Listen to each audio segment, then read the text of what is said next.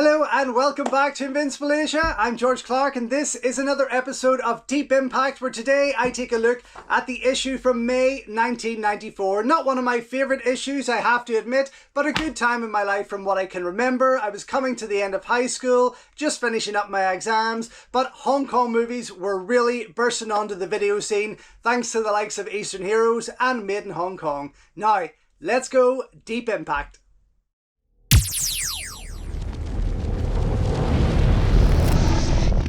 Don't forget folks, before we go any further, if you haven't already, please subscribe to the channel, like the video, ring the bell and all that jibber jabber, and thank you very much for supporting Invincible Asia. So yes, this month the front cover focuses on more Steven Seagal adventures with the continuation of coverage for his film On Deadly Ground. In fact, it's a Steven Seagal special, which does absolutely nothing for me today.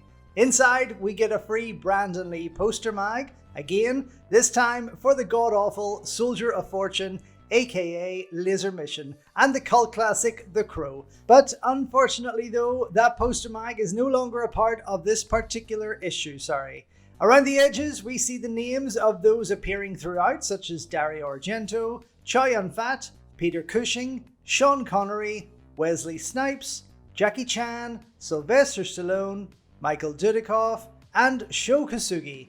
Now what a movie that would have been with a cast like that. Let's move on. Page 2 opens with the regular subscription ad that lets us see that stars such as Van Damme, Hulk Hogan and Jeff Wincott were avid readers of Impact. And you can also purchase your own Impact binders for just $5.99 to keep your issues nice and safe in. Something I didn't do, but hey. Over on page 3 though, we get our list of contents, which is extremely Hollywood heavy, and Baywatch. Now in his opening paragraph, Bay talks about Steven's new film, and how the press have hammered it, but how Seagal can do no wrong, and that the British public should give it the reception it deserves. God almighty, could his nose get any browner? But I want to read the rest of his editorial just below here. As regular readers will know, I'm currently making my acting debut in the Hong Kong action production Lucky Star Dragon. I play a venomous villain terrorizing local hero Yuen Biao, whom Kung Fu fans will know from his many co-starring roles opposite Jackie Chan in chop sokis such as Project A and Wheels on Meals. Biao is a truly formidable opponent, having got the better of the aforementioned Big Steve Seagal on not one, but two separate occasions. Did you know that the tall guy's film, Above the Law, had to be called Nico in the UK because Golden Harvest had already registered Above the Law as the title of a film starring Yuen Biao, and that Under Siege was originally called Dreadnought and had its title changed because of a Golden Harvest movie of the same name starring, wait for it, Jimmy Yuen Biao. A conspiracy developing here? Quick, someone send for Oliver Stone. Jesus Christ. When I first made the decision to spend an extended sojourn in Hong Kong, I wondered whether this would affect my ability to gather the kind of up-to-date material Impact fans demand.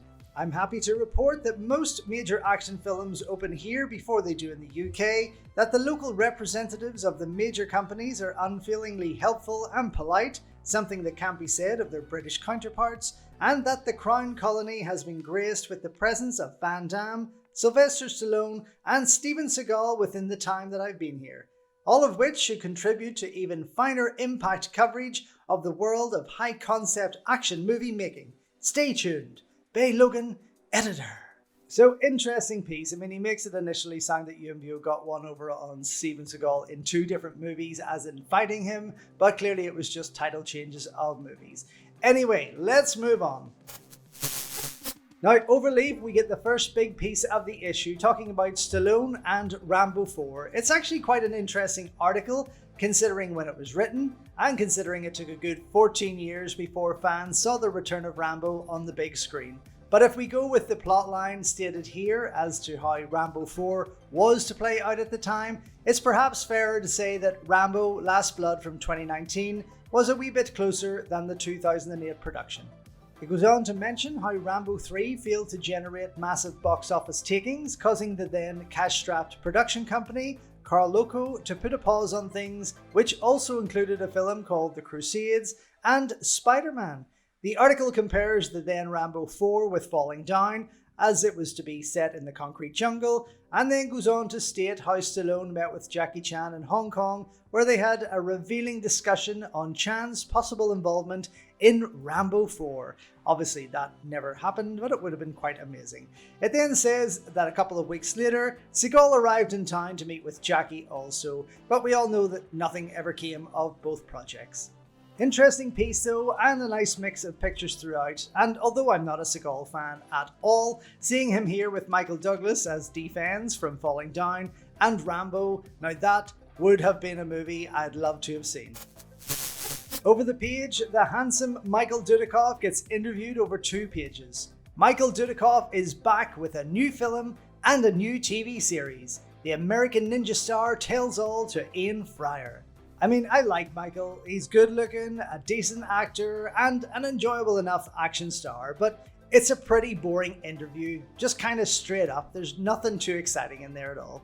Between them, they kind of discuss his aforementioned film and TV show, the fact that there was too much swearing in Chain of Command and neither of them liked that, Michael filming in Africa and stating how he hasn't really kept up with martial arts training, well, did he ever really start, and that he was discovered while working as a waiter on a beach. Thrilling stuff. Moving on though. Overleaf, page 8 and 9 give us the lightning rod, kicking off with the pedal to the floor for 94. Warner Brothers unleash a lethal lineup. These include the animated feature Batman, Mask of the Phantasm, Maverick, The Crow, Natural Born Killers, The Specialist, and Wyatt Earp. Hardly a lethal list, let's be honest. Above to the right we have Robocopalypse. Metal Lawman has 3rd film and TV series. A small piece complaining how slow things are in the release of Robocop 3 and the upcoming television series. But below that, we have Steven Seagal and Jackie Chan. When Dragons Meet. At his Hong Kong press conference for On Deadly Ground, Steven Seagal responded to a question by asking an aide whether local hero Jackie Chan had returned their call. Turns out Chan the Man did just that, and the tall guy was the guest of honour at the Hong Kong Film Directors Guild annual dinner. The substance of their other conversations went unreported, but Seagal did let slip that he was a big fan of Hong Kong cinema and had several projects in the works that feature a Far Eastern setting. Whether this little and large team-up will actually get committed to celluloid remains to be seen, but the possibilities are endless. Well, thankfully, nothing ever happened between them. Opposite, Arnie and Sly are set to do battle again on the big screen with The Specialist and True Lies. Well, I can tell you that True Lies won that fight, bringing in just over double of what The Specialist made on its release. To the right of that, Michael Pare and Billy Drago star in Astro Cop, although Impact is asking, whose body is it anyway, focusing on the badly photoshopped picture of the gun-toting Billy on a motorbike. And below that, more PM tension. Robert Patrick, Cynthia Rothrock, and Gary Daniels lead a lethal lineup. It makes it sound like they all starred together in one great movie, but it's really not that at all. LA's PM Entertainment, one of our favourite purveyors of straight-to-video action fare, have their usual impressive array of B-movies ready to descend upon an unsuspecting population. Zero Tolerance sees T2 bad guy Robert Patrick take on a heroic role, playing a lone gunman going up against drug dealers selling liquid heroin. Gary Daniels gets his first solo lead for PM in Deadly Target, while his one-time Ring of Fire cohort stars in a Nemesis knockoff entitled Deadly Tracker. You can see Impact fan fave Richard Norton in the latter. Cynthia Rothrock makes her PM debut in Beyond Justice, previously Guardian Angel, and is still Guardian Angel because I have a copy of it in my studio, while company regulars Stephen Vincent Lee and Ted Jan Roberts star in Sword of Honor and A Dangerous Place respectively. Sword features battling Brit Sophia Crawford in her US feature debut. Check out these pieces of PM entertainment coming soon to a video store near you. Well, that was well written.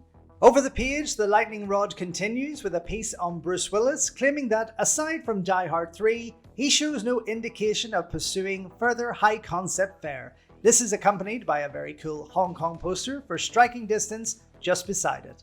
Below that, Keanu Reeves gets a blurb on his new action movie Speed, while the piece beside talks about the Oscars acknowledging so-called action movies such as The Fugitive and In the Line of Fire. And below that, we see Drew Barrymore and her friends posing for Bad Girls, a female-led western because it was a popular genre around this time and Hollywood could never come up with anything original.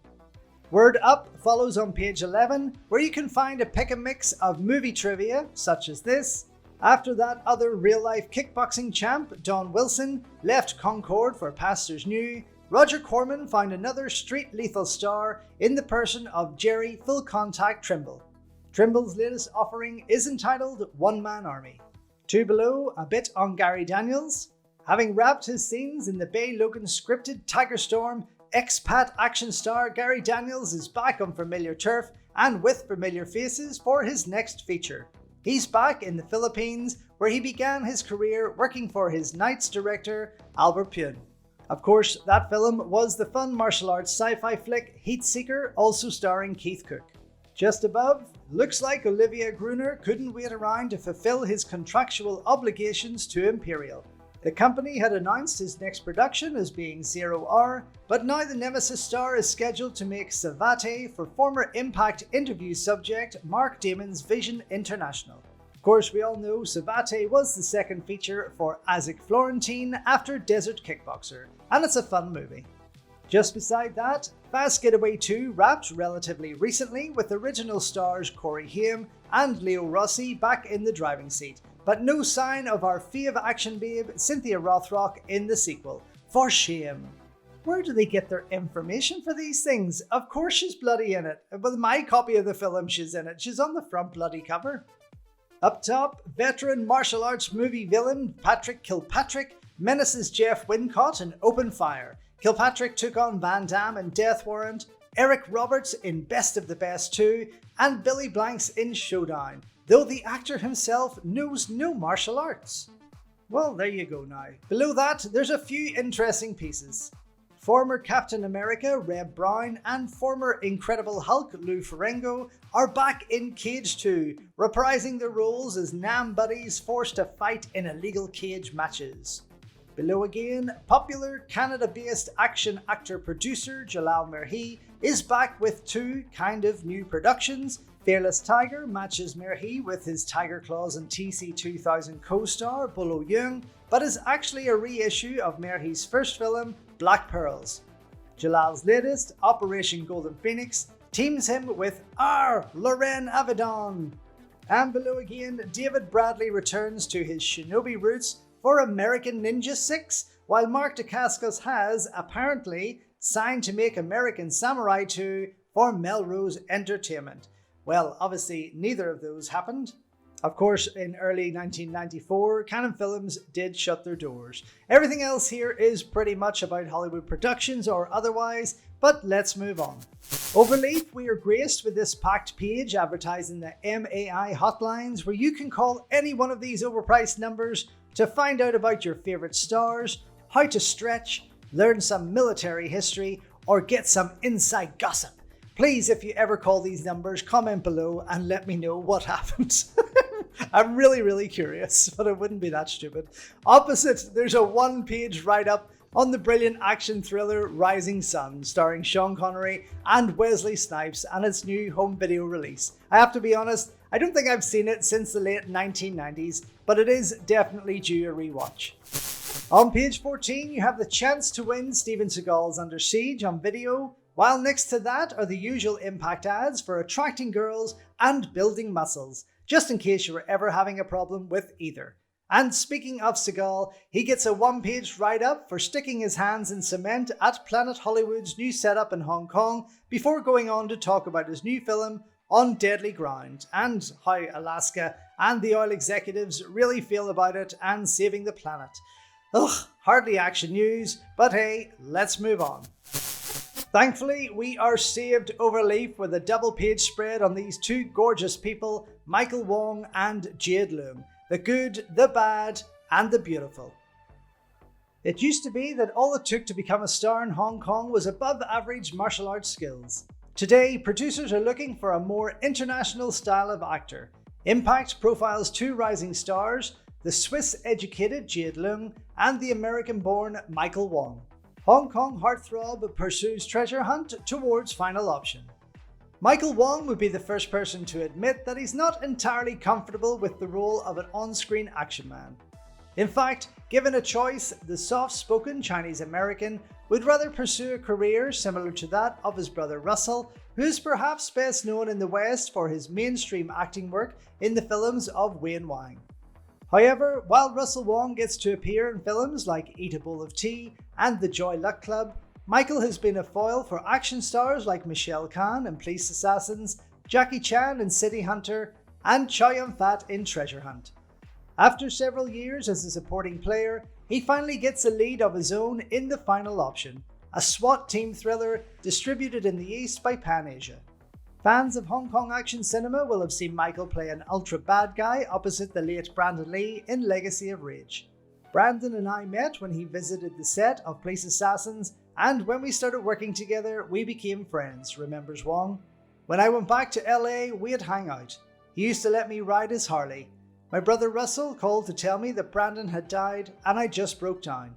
Michael was hoping to work with legacy director Ronnie Yu in China White, in which he would have played the role that eventually went to Stephen Vincent Lee, but a scheduling problem prevented it. After playing a sap in Police Assassins and a psycho in Legacy, Wong got to play his first and only tough guy hero in Fury. We did a lot of action in that, he recalls. There were a lot of fighting scenes that were a real challenge for me. I like doing action films, but in my own style, not the traditional kung fu fighting 10-minute battles.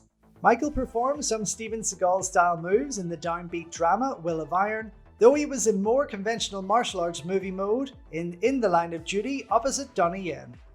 Michael did one night's work as Jackie Chan's ill-fated partner in City Hunter, but confesses that he is yet to see the finished product. How was I? Was it funny? Wong filmed an intense gunplay scene alongside Chow Yun-fat for Treasure Hunt, but was generally underused, especially when the ending was extensively rewritten to allow for more romance and less espionage action. Final Option gives Michael his first chance to shine, and the film was especially challenging in that Wong has to deliver dialogue in sync sound in Cantonese, a language in which the American raised star is still not fluent.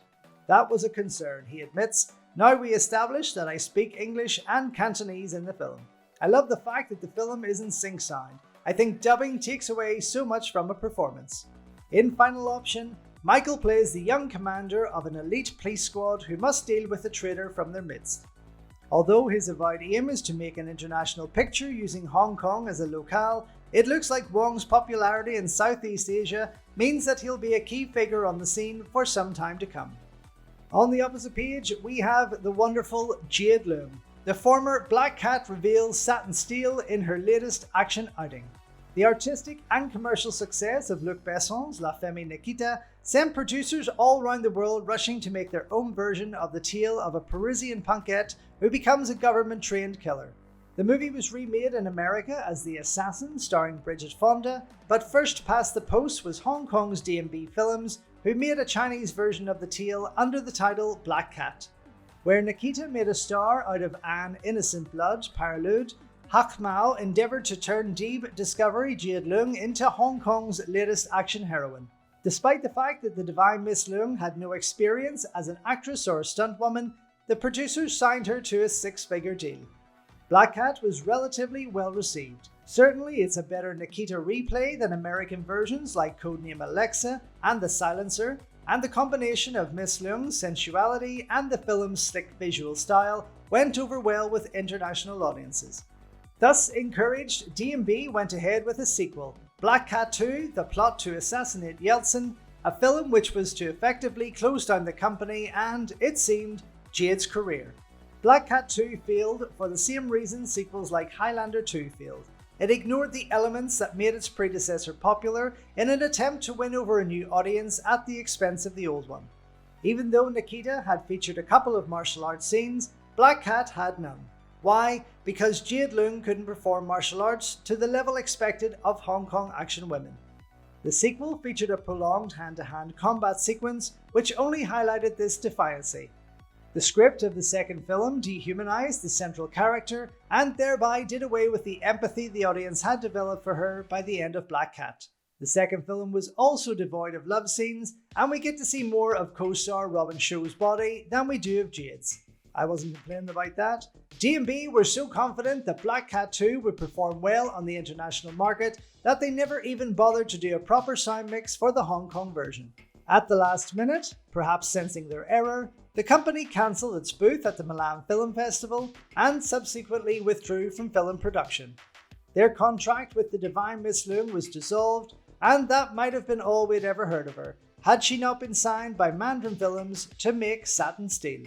This latest Lady Cop actioneer is a well-polished production. The locations in Singapore are easy on the eye, as well as the two leading ladies. And for the girls, Chinese heartthrob Russell Wong. Strange how they didn't say the brother of Michael Wong. Anyway, Satin Steel is a fine showcase for Jade Leung, who gets to play the Mel Gibson half of a distaff Lethal Weapon team. She gets to fight, act, and look beautiful, sometimes all at the same time. Her sheer courage is never in question, and it's evident that she did a fair amount of her own stunt work. But the movie's major drawback is that Jade is still no on-screen fighter. The director should have kept a gun in her hand and let screen partner Lee Yun-hwa, a veteran of TVB Kung Fu fistfights, handle the martial arts. Despite the fact that she's yet to be given a vehicle that fires on all cylinders, the lovely Miss Leung has some real charisma. Hopefully 94 will provide a setting that will allow this Jade to shine. Now, I know Michael Wong gets a bad rap most of the time, and I myself like to join in on that, but he's done pretty damn well for himself, let's be honest. And while Jade Leung is still going strong today, I just feel that she never quite became the starlet that she should have after her fast introduction to the Hong Kong film world. But definitely, if you do get the chance and you haven't already, please do check out both Final Option and Satin Steel. They are worth watching. Now, over the page, here is a fun piece. Action rules that might have been. Casting the first Stallone. One of the best gags in Last Action Hero has Sylvester Stallone playing the Terminator in T2 screened in the alternate universe, inhabited by Jack Slater. Too bad we never got to see a clip from that movie. The scene set us thinking though, about some of the great and not so great original casting choices that would have made some of your favourite action movies very different. So, the role of the titular character himself in The Terminator was originally cast as Lance Henriksen. Finally, of course, Arnold Schwarzenegger took over, and the reason for that change, Arnie reasoned shrewdly that the cyborg role would be more memorable than the heroic one he had been offered. As a result, Schwarzenegger became a star. Lance got to play a cyborg in Aliens. Colonel Trotman in First Blood, originally cast as Kirk Douglas, finally went to Richard Crenna. The reason for change? Political differences between Douglas and Stallone over Vietnam. I can just imagine. As a result, a nice steady gig for Richard Crenna in 2 sequels. Kirk and Sly finally got to star together in Oscar. Then we have the role of James Bond in The Living Daylights. Originally, Pierce Brosnan was supposed to be cast then as 007. That went to Timothy Dalton, of course. And the reason for the change was Brosnan was tied to his contract to make TV's Remington Steele. As a result though, we had 2 Bond outings for Timothy Dalton, and Pierce at this point would have last been seen in Mrs. Doubtfire. Then there's the role of Indiana Jones in Raiders of the Lost Ark, and originally cast as Tom Selleck, and I can absolutely see that. Final casting of course went to Harrison Ford. Reason for change, Selleck was tied to his contract to make TV's Magnum. As a result, superstardom for Ford, folks for Tom. Lieutenant Hicks in Aliens originally was cast as James Remar, finally went to Michael Biehn. Reason for change on that, creative differences between Remar, whom you may remember from 48 Hours, and director James Cameron. As a result, Michael Biehn further established as one of Jim's favourite players. Then there was the role of Williams in Enter the Dragon, originally cast as Rockne Tarkington, never heard of that person, finally cast as Jim Kelly, thankfully. The reason for the change, on the eve of production, Tarkington accused producer Fred Weintraub of exploiting him. As a result, Total obscurity for Rocky, of course, I've never heard of him. Near total obscurity for Jim. How strange is that though? Cliffhanger, the character of Quaylen, originally cast as Brian Ferry. And final casting, John Lithgow, of course, a reason for change. Ferry clearly felt that the world wasn't ready for his acting talents. Right, okay. As a result, another terrific performance from the versatile John. In Batman Returns, we have the character of Catwoman, originally cast as Annette Bening, finally cast as Michelle Pfeiffer, of course, and that reason for change, at the last minute, Bening revealed that she was pregnant by Warren Beatty, and therefore unable to squeeze into the Catwoman leathers. I could just imagine a pregnant Catwoman running around the set. That would have been quite hilarious. As a result, though, a scene-stealing show for Pfeiffer and a possible spin-off Catwoman movie, which we never did get there, featuring her, obviously. Kickboxer 4, Tong Po, original casting Michael Kissy, the original Tong Po from the first movies. Final casting Camille Krifa, who was a good friend. Kissy went off to make Time Cop with Van Damme, which was a mistake, apparently. The result, Tong Po got leaner, but not meaner. Then in The Fugitive, Lieutenant Gerard, originally cast as Richard Jordan, finally cast as Tommy Lee Jones, and the reason for that was the late Richard's illness prevented him playing the role. As a result, though, another terrific star turn from Jones. And finally, for Passenger 57, the role of John Cutter was originally going to Brian Bosworth, finally to Wesley Snipes, and the reason for the Boz didn't want to make what his management perceived as being a martial arts movie. As a result, leading man status for Snipes. Very interesting that they wanted Brian Bosworth for that. I mean, I can't imagine that he would have been as effective, but hey, it's a fun piece. Let's move on. Following that, we have the usual MAI Videotech double page spread for ads of video titles. This time, thrillers, westerns, and horrors. Of course, if it was an action or martial arts page, I would have ticked off and scored out what I own already. And Overleaf, MAI, who were the umbrella company for Impact Magazine, take over the next page also with their classifieds. Clearly they couldn't sell enough space for this issue as they themselves have over half of the page. Still, other ads highlight guns, swords, trips to Hollywood, photos of stars, and the Awesome 50 fanzine. And opposite, we get almost like a poster page of Steven Seagal on Deadly Ground. Obviously, this means we're about to go into a full article on the film. And here we have it. Seagal flies east. The tall guy answers questions on distinctly undeadly ground. Po Ling Choi went face to kneecap with Big Steve at an on deadly ground Planet Hollywood press fest. Battling Bruce Fontaine took the shots, and Bay Logan was there for the free food. Somehow those words just ring true. Showing the kind of tactics you'd expect from a past master of the martial arts, Steven Seagal has stage managed a movie career that has seen him turn some pig's ear scripts into box office velvet. After his relatively low-key debut in Nico, aka Above the Law, the tall guy produced ever more successful films until last year's mega hit Under Siege. Naturally, when Seagal turned up in Hong Kong for a session of Q&A with the on-screen maestro of S&M, Jesus Christ, Impact was there in force, reasoning that his event had to be more productive than our last encounter with the tall guy, which, though mismanaged by Warner's UK video department, at least provided one of the funniest features ever run in the magazine. So I'm not going to read all of this because I swear to God the man does not interest me at all, but throughout this interview he gives some basic answers to basic questions, where they ask him if he's going to shoot a film in Hong Kong, why he wanted to make a film about the environment, if he liked directing, and why he was there for Planet Hollywood. And of course, earlier in the magazine we did see that he was there leaving his handprints. The interview continues over the page, and there's two questions that do stick out to me, more so because of his answers. This is the first one. Your style of martial arts and action filmmaking is completely different from the Hong Kong style. What's your opinion of the Chinese action movies? Steven replies while looking over to the aide at the rear of the room, "Did Jackie Chan ever call us back? I'm a very big fan of Jackie Chan and I love the Chinese films. I'm crazy about them and I'm hoping to meet Jackie while I'm here in Hong Kong. Jumping down to the question way below, you seem to have made a conscious effort to avoid being typecast as a martial arts star and to become known as an action star who can perform martial arts sequences in his film. Do you ever think you'll make a full-blooded martial arts film? Steven replies, I'd love to. The reason I wanted to stage that fight that you mentioned, and you are correct, is that I wanted the work to be judged on its merits. If you see on Dangerous Ground, this is the first film where I've really got credit for what I've done in terms of filmmaking, but that's something I've done on everything I've been involved with.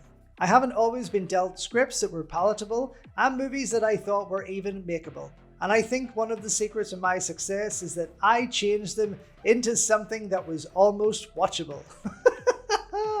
Understanding filmmaking in my own mind and having a love for the classics, I don't think it was strategically where I wanted to end up in terms of being pigeonholed. When I saw Spencer Tracy perform jiu-jitsu in Bad Day at Black Rock, nobody said, here's the martial arts master Spencer Tracy in his new martial arts movie. Nobody called Frank Sinatra a martial artist because of Manchurian Candidate, and nor did they call a film a martial arts film, though there were martial arts within it. But this next bit really gets me. The reason I got labelled like that is because I'm the first actor since Bruce Lee to come into cinema that was born and raised in the martial arts, and I could do them well. It was a curse in a way, because it didn't matter how great I could act. This guy fucking cracks me up. What a man, eh? I mean, oh, Jesus. Anyway, opposite, we get a write-up on the fantastic horror movie The Church, produced by Dario Argento. I remember this coming out on video because of that insane cover. Such a fun show, and I must check it out again sometime soon. It has been decades since I watched this. Page 28 kicks off the Impact Letters page where Louise from St. Giles had her mail returned after the Jackie Chan fan club had moved address without telling anyone. John from Sweden was lucky enough to pick up the Japanese laserdiscs for Jackie's Police Story 2 and The Protector and was amazed to see the longer alternate versions on there. Lucky man. Anne-Marie from Coventry wants to send Michael Dudikoff a letter, while Susan from Kent clearly hadn't much going on in her life and took time to write in to explain how offended she was at some comments made by Bay in previous issues. And finally, Chris from Hertfordshire lets us all know how fun the Alien War experience was.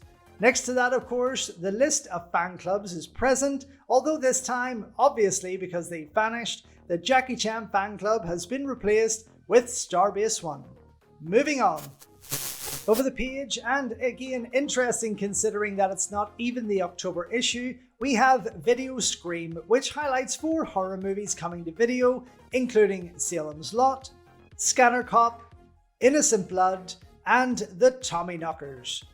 And right next to that, one of my childhood favourite Shaw Brothers Hammer Studio team-ups, Legend of the Seven Golden Vampires. Oh my god, I love this movie. It used to scare the hell out of me when I was so young, but I'm happy that they've done this piece on it. Then again, it would have been a great article for the October issue. Remembering Hammer, legendary director Roy Ward Baker talks exclusively to Tony Earnshaw and recalls the making of Britain's first kung fu horror movie, Legend of the Seven Golden Vampires.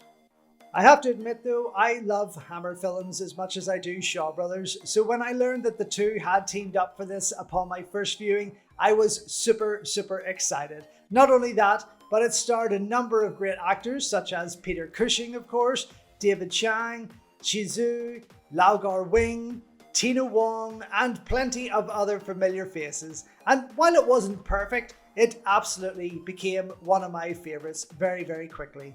To me, it was like The Seven Samurai meets Dracula with a very Chinese twist. And of course, you had the wonderful Lau Gar-lung and Tong Gai choreographing the fight scenes. Now, the article itself goes on to explain how the director, Roy Ward Baker, stated that it was a problematic shoot overall, but the right move for Hammer, who were starting to run out of steam. He also mentions how shocked he was at the conditions presented in Hong Kong, of which he would have to use to make this movie, and that it was hard to motivate the great Peter Cushing, who was still mourning the death of his wife for about almost 3 years at this stage. Roy explains how both he and Sir Run Run Shaw were filmmakers from two very different worlds, but does mention how he was a brilliant man, very shrewd and very nice. He goes on to talk more about Cushing's difficulties in dealing with things and the struggles between the English crew and the Hong Kong crew while he was the one stuck in between them all. But I want to read this full paragraph here. 6 weeks after landing in Hong Kong, Baker's job was complete. Mulling over the film as he awaited his flight back to England, he realised he had made a huge blunder. The story is about 7 golden vampires, but one of them has been destroyed, so in fact, there are only 6. I suddenly realised what we should have done. Quite early on at the end of the first or second reel, the 6 vampires should have reconstituted the 7. That would have made the whole thing much more difficult for Peter Cushing and all the rest of his gang. One could have done tremendous things with it, but it just didn't occur to me until after I'd shot the bloody thing. I'm not at all proud of myself on that particular one. Well, hindsight is a wonderful thing, they say, but hey, it never fails to entertain me. It is an incredible movie, and this has a great selection of photos there also. Really pleased to see that, but let's move on. On page 34, we finally get the second part of the films of Sho Kosugi, Ninja in the Camera's Eye. Throughout the 80s, the name Sho Kosugi was synonymous of that of on-screen ninjutsu. Although his actual training background in the style was murky at best, Sho, a fine martial artist in his own right, appeared on more martial arts magazine covers than the legitimate practitioners of the art did. The cult of the ninja continued to fascinate, right up until Van Damme's Bloodsport, in which he played the self-proclaimed American ninja Frank Dux. However, Jean-Claude's next major release, Kickboxer, sounded the death knell for the shinobi flick. The next generation of martial arts heroes had to have splits, high kicks, and muscles to match. Just looking good in a balaclava wasn't enough. Aware that the fad was running out of steam, Sho steered his later work, films like Pray for Death and Black Eagle, towards the mainstream. He wanted to become an Oriental Charles Bronson, something his fellow ninja star Tadashi Yamashita had already tried and failed to accomplish.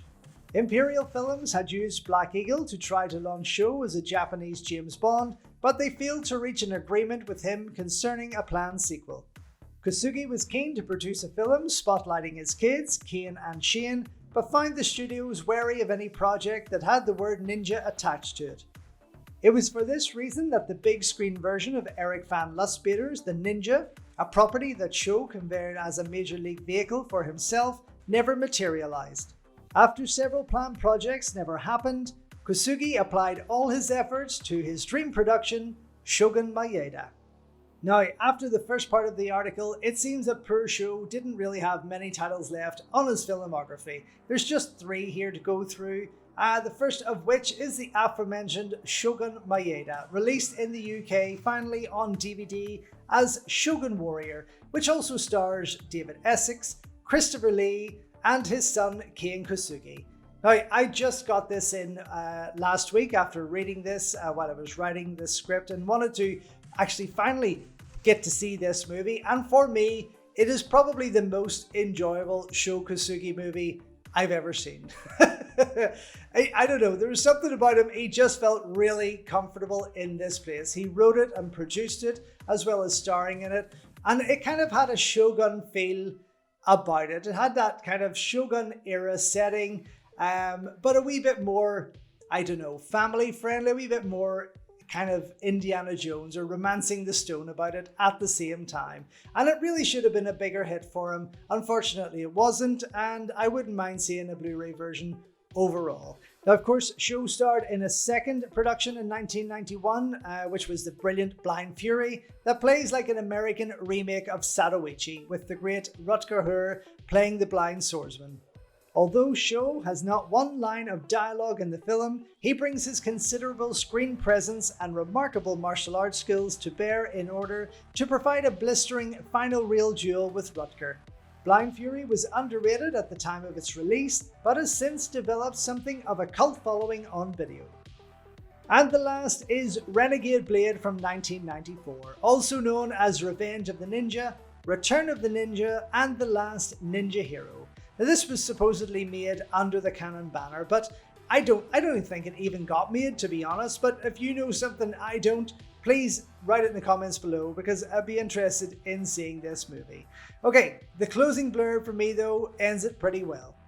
Even if he never makes another movie though, his fame is assured. He's the man who put 1,000,000 black balaclavas on 1,000,000 heads and set a horde of tabby-toed, shuriken-wielding pseudo-shinobi loose on the streets of America. There we go, fabulous piece. Maybe someday we'll get a Sho Kosugi box set of all of his movies. That would be fun. Moving on. Over the page, we have even more Steven Seagal, and I know it was a special issue on him, but clearly Bay was trying to make a new bestie, or Seagal had slipped him a tenner for a bit of extra coverage. The films of Steven Seagal. So we have 6 of his earliest movies up to On Deadly Ground, and to be honest, these are all probably the better ones of his career. Nico, aka Above the Law, Hard to Kill, Marked for Death, Out for Justice, Under Siege, and On Deadly Ground. 6 movies over the 6 years, but it still isn't enough to excite me.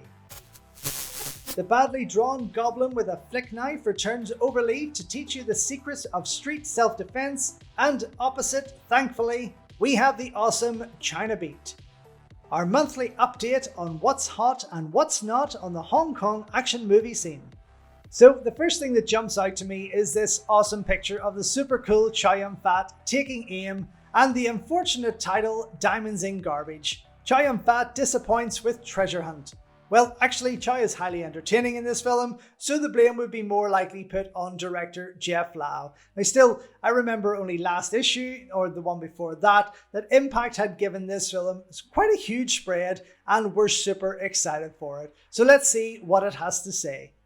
Chow Yun-fat movies used to be a Hong Kong dollar a dozen. Now, new films starring the man widely regarded as being China's greatest living screen actor are eagerly awaited events, and his latest offering, Treasure Hunt, received a prestigious pre-Chinese New Year release in Chow's native territory. Given the relative infrequency of the man's recent screen appearances, it's a shame that Treasure Hunt is such a mixed bag. Earlier Chow hits have included thrillers, romances, and comedies. This latest Golden Princess production tries to combine elements of all of the above, but sadly lacks a director or script with the power to pull it off. The film opens in LA, though it didn't need to. The American scenes seem clumsy and rushed when compared to the rest of the film, and the fact that Chow's character is an ABC isn't really that relevant to the rest of the story. He might as well have come from Hong Kong. Chow plays a CIA agent, and we see him and partner Michael Wong execute a particularly cold-blooded assignment during which they wipe out a group of enemy agents. Both Wong and veteran Hong Kong thespian Roy Chow were wasted in their supporting roles in this sequence, and the LA scene serves solely to set up the fact that Chow, as a Chinese used to an American lifestyle, is being sent on a mission to China. Chow ends up at the famed Shaolin Temple, where he hides out under the auspices of senior monk Lu Chi-hu, a familiar face from 36th Chamber of Shaolin and many other traditional kung fu films. Lu's fellow Shaw Brothers veteran, Kwok Choi, plays a kung fu fighting cab driver, and he and Lu get to stage a prolonged pole fight. It isn't clear whether this exists to give audiences a taste of old style action, or to show how old and fat poor Lu Chi-hu is getting. Once established at the temple, Chow finds himself at odds with the regimented lifestyle. He meets fellow sanctuary seeker Si Lin, a young girl with incredible psychic powers, and also befriends a much put upon junior monk named Fatty. The scenes between Chow and are probably the best in the film, due largely to the fact that both are such fine performers. They were previously paired in a Soulville Il Titus watch commercial. A pity that was a better film than this one. The finale sees Chow's character learn how to love, only to lose his one chance for happiness. The action culminates in a showdown between our hero and some enemy agents keen to misuse Ng's powers, but is a very low-key by Chow Yun-fat standards. After such a disappointing outing, Chow must be looking forward to his proposed American outing with increasing eagerness. Oh, what a load of shit. Look, I know it's not perfect, but it's hardly garbage. Treasure Hunt still entertains, and is exactly the mixed bag of genres that Hong Kong movies are renowned for. I mean, you would think that the people behind this mag, who are self-proclaimed avid fans of Hong Kong movies, would get that. I mean, it would still be another few years before the Hollywood influence would creep in to Hong Kong filmmakers. Below that, we have the news update. Local comedy star Chai Sing-chi teams up with Garfield for a fight scene in his latest flick, Love on Delivery. We kid you not. The movie as a whole lampoons the martial arts genre memorably and is a laugh riot. Check it out. It is actually fucking brilliant, so do check it out if you get the chance. Fans can look forward to a double dose of real-life historical Chinese hero Hung Hae-kwon. Donnie Yen plays Hung in an epic TV series being filmed for ATV under the direction of Benny Moment of Romance Chan, while Jet Li is the same character in the new Legend of Shaolin. Actually, Li's Wong directed version owes more to Shogun Assassin, Dreadnought, and Kids from Shaolin than the recorded history of Hung's life. The Shaw brothers ride again. In this case, it's Darren and Marcus Shaw, grandnephews of Run Run, who are creating a Chinese satellite channel to be broadcast over Europe. Sadly, they don't have the rights to the vast Shaw Brothers back catalogue that still languishes unseen in the vaults of their Clearwater Bay headquarters. And finally, after the collapse of D&B Films as a movie-making entity, you might have written off their Black Cat star Jade Lum, who was signed to a multi-picture deal with the company. However, she's back on the scene in Satin Steel from Mandarin Films. Now, you would think after that big page write-up on Jade Lum and Satin Steel, they would have maybe used that little space to fit in something else about Hong Kong movies. Over the page, Drunken Master 2 gets, I believe, its third write-up since that January 1994 issue, this time with another gorgeous double spread featuring shots from a collection of fold-out postcards, most of which I still have lying around here somewhere. Lightning in a bottle, Jackie Chan drinks and is merry in Drunken Master 2. Poling Choi raises her glass to the mirthful master of the martial arts. Oh dear God. Joy Kun Dai Yi is a film of which its audience has had such a high expectation that I doubted its ability to deliver. Firstly, it marks Hong Kong superstar Jackie Chan's return to the traditional style kung fu movies of his youth, and it's also a sequel to the much-loved original Drunken Master. Then there were the reports of trouble on the set between Chan and director Lau Gar-leung, whom Jackie replaced in order to film the finale himself. I was delighted to find that Drunken Master 2 defied my misgivings and defined a new standard for Chinese martial arts movies in the modern age. Where Choi Hark's unquestionably impressive Once Upon a Time in China series depends on wires and trampoline stunts to make its effect, Chan's interpretation of the same central character, Chinese folk hero Wong Fei-hung, sees him forego such camera trickery in favour of fast and furious kung fu fighting, the like of which the 90s have never seen. Epic in scale and dazzling in the physical execution of its combat scenes, Liu and Chan's Drunken Master 2 is unquestionably both the artistic and commercial hit of the Lunar New Year season. I'll skip her writings on the synopsis just to jump over to this paragraph. Some critics have complained that the storyline of Drunken Master 2 is disjointed, and it's true that some of the parts tend to be more cohesive than the film as a whole. The film was shot over an 8-month period, an extraordinarily long shoot by Hong Kong standards, and it's clear that, during that time, several subplots were started and then abandoned. Hong Kong Canto pop idol Andy Lau flirts in and out of one of several scenes as a sympathetic soldier. A low-key triangle between Choi Li-foot Kung Fu Man, Ah Chan, Wong, and a feisty female snake vendor leads to a kung fu fight between Chan and Wong, but nothing further. A sequence in which Wong Fei-hung is captured by the British and forced to compete in a boxing match has been edited almost out of existence. Regular Lau Gar-leung players Ching Gar-lok and Lau Gar-yung wander in and out of the story with little to do. However, these odd jarring notes do nothing to detract from our enjoyment of the central performances and the extraordinary action sequences.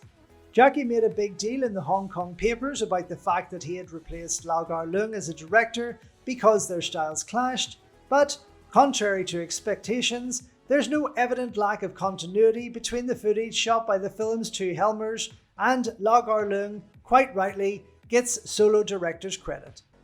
Drunken Master 2 is terrific entertainment from start to finish, and evidence that you don't need the wire control of Jerry Anderson to make a traditional kung fu movie in modern Hong Kong. Well, that's a bit of a turnaround considering that the previous two reports on Drunken Master 2 were very, very negative. Anyway, great to see, but let's move on. Next up, we have the video scene, highlighting 6 new movies out on video, including Treacherous, SIS, Extreme Justice, Unlawful Entry, Deadly Exposure, Sweet Justice, and Double Suspicion. Next to that, Ian Fryer picks his personal top 10 action films of all time. It does state that he wimps out by putting them in alphabetical order, but we'll revisit that quote at the end of it. So we have Aliens, Carlito's Way, Diamonds Are Forever, Die Hard 2, Dirty Harry, Enter the Dragon, Hard Target, Nemesis, Terminator 2, Judgment Day, and Once Upon a Time in the West. Yes, so there we go, not all in alphabetical order, with the last one coming in after Terminator 2. And clearly Ian Fryer was never a fan of Hong Kong cinema, because the only thing there that relates is the American produced Enter the Dragon. Oh well, 'tis all subjective, I suppose. So bringing this issue to a close is an article on Brandon Lee's final piece, The Crow. And after wasting a page on the title here, Ian Fryer talks about the film as he was one of the lucky ones to get to see it during a special screening before its initial release. The small article continues overleaf, expanded by the giant pictures used to promote it. I mean, you really could have combined this whole thing on one page, if I'm being honest. And it's a mediocre article, really, to end things here in an issue that isn't really one of my favorites. But still, it's a great film, and we're obviously going to see a lot more of it in coming issues. And opposite, we have the usual coming soon page, this time highlighting Big Arnie at Planet Hollywood, a restaurant I've never ever went into to this day, yet it announces his new movie True Lies. Along with that, we have Miami Biceps, Stallone meets Stone in The Specialist. Kick to the Future, Van Damme is the Time Cop. The future in law enforcement television is here, RoboCop hits the tube, Die Hard on a bus, Keanu Reeves speeds into trouble, white guys with beards, 3 white guys with beards making martial arts movies, dear Christ I can only imagine, exclusive on-set report, Bay Logan plays a bad guy opposite Donnie Yen and Yuen Biao in Lucky Star Dragon. On sale 19th of May, don't miss your copy. Well, I can say that that's an issue that sticks out in my head, and much like this one, I have a funny feeling it's not really going to give me a lot of what I love, but still, can't wait to get into it. So, on the back page, and as with many before it, this issue of Impact ends with the MAI Videotech advertisement for Bruce Lee Martial Arts Master, a video that, I'm pleased to say, I finally have in my collection thanks to some fan mail. Anyway, this has been another episode of Deep Impact. I'm George Clark, and thank you for watching and also for the continued support. It really is greatly, greatly appreciated. Until next time though, enjoy your Kung Fu, and I'll see you soon. So thank you once again for watching another video here on Invincible Asia. Don't forget you can check out hundreds of others here on the channel. You can also show your continued support by heading over to my new merch store or by checking out invincibleasia.com, where you can read my full movie reviews, and follow me on Instagram at Invincible Asia. Until next time though, enjoy your Kung Fu, and I will see you soon.